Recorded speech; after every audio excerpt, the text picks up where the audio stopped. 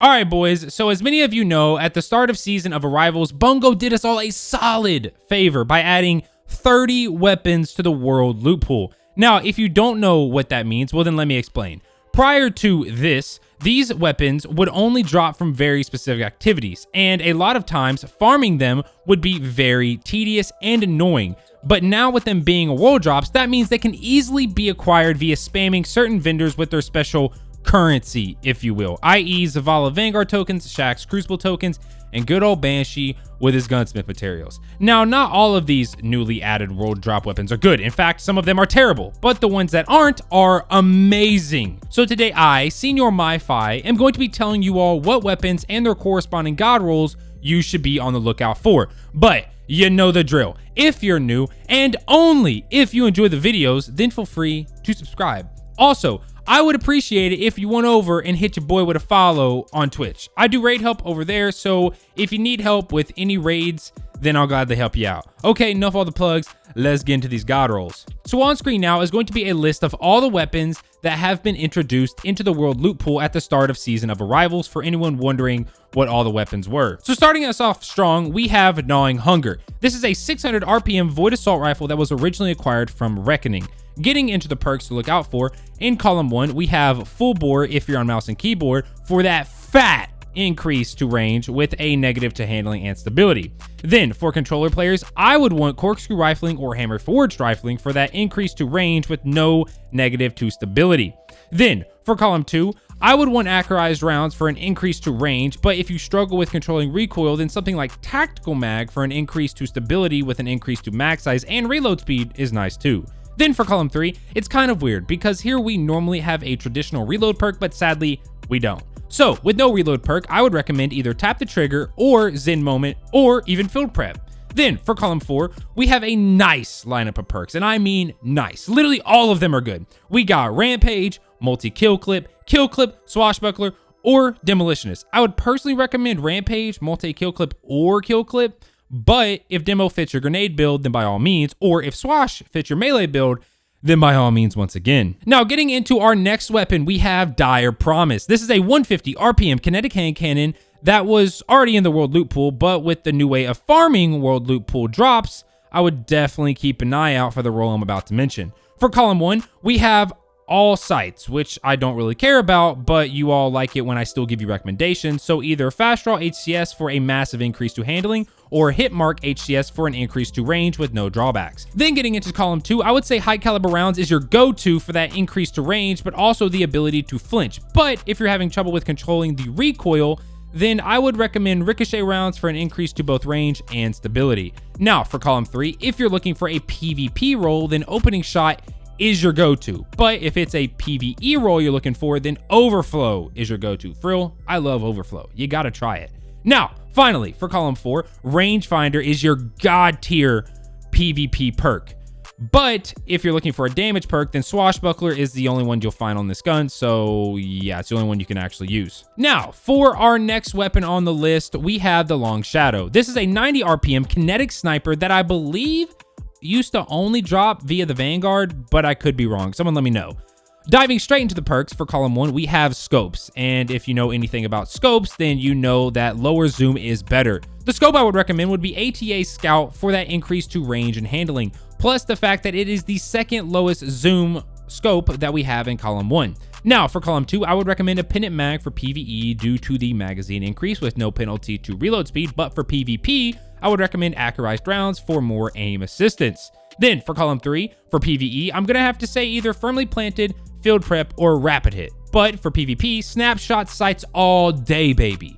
Then finally for column 4, triple tap for PvE and moving target for PvP. Sadly, we don't have quick draw on this gun, or else I would recommend that for PvP. But moving target is really the only PvP viable perk in column 4. So yeah. Getting right into our next weapon, we have a weapon that all of you should be pretty familiar with if you've been watching the channel for a while, and that is Last Hope. Last Hope was introduced in Season of Dawn as a world drop, and it seemed as if the drop rate back then was stupidly low. Like seriously, I spent 6,000 shards and got like 2.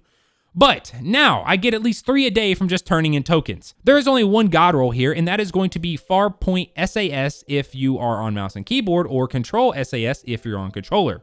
Column 2, high caliber rounds if you're on mouse and keyboard, or ricochet rounds if you're on controller.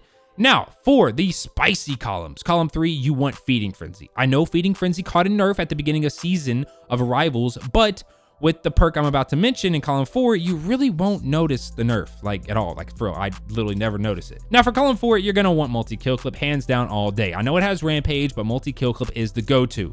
Now, the reason you won't notice the nerf to Feeding Frenzy, like I mentioned earlier, is because you are going to be getting 3 kills to maximize multi-kill clip. So getting Feeding Frenzy times 3 is going to come naturally.